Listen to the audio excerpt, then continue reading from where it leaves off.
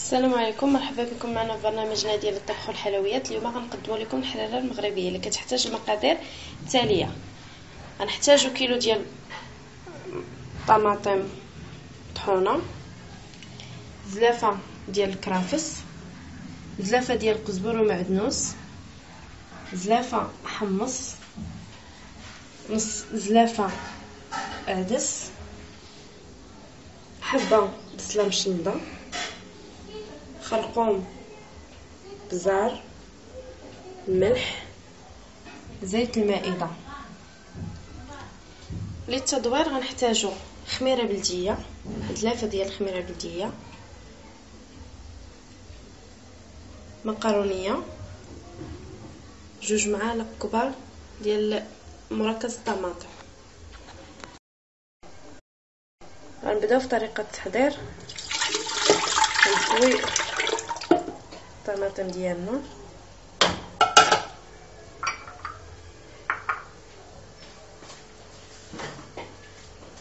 غندير دابا الكرافس، وغنخلي شويه حتى الاخر.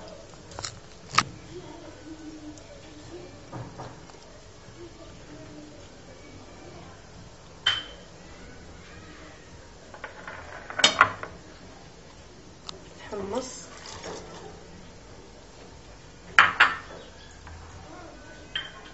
العدس،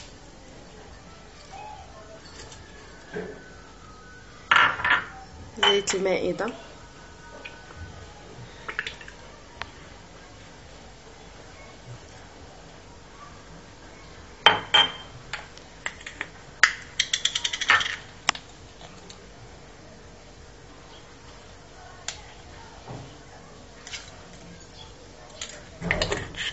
درنا 2 معالق صغار ديال البزار،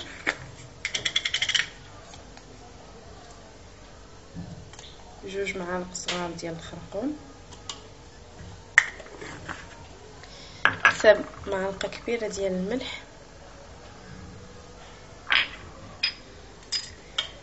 غنروي عليها بالماء ونردها طيب. منين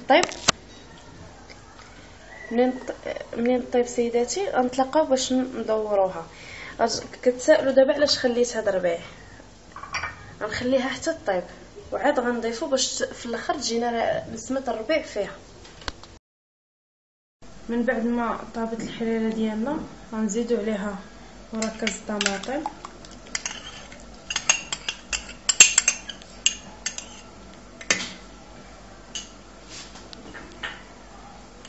والشعريه.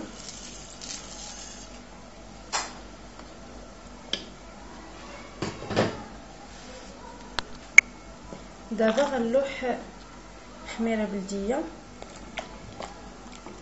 مع التحريك غير بشويه ونحرك.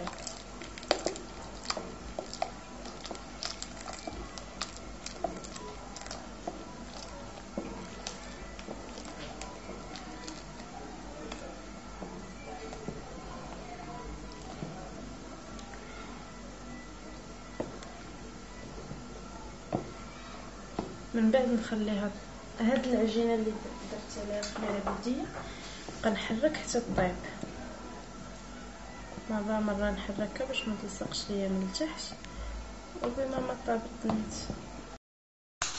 كيف ما كتشاهدوا النتيجه اللي حصلنا عليها النهائيه هي هذه. من بعد ما طابت الحريره ديالنا كنزيدوا داك الربيع اللي خلينا قبيله.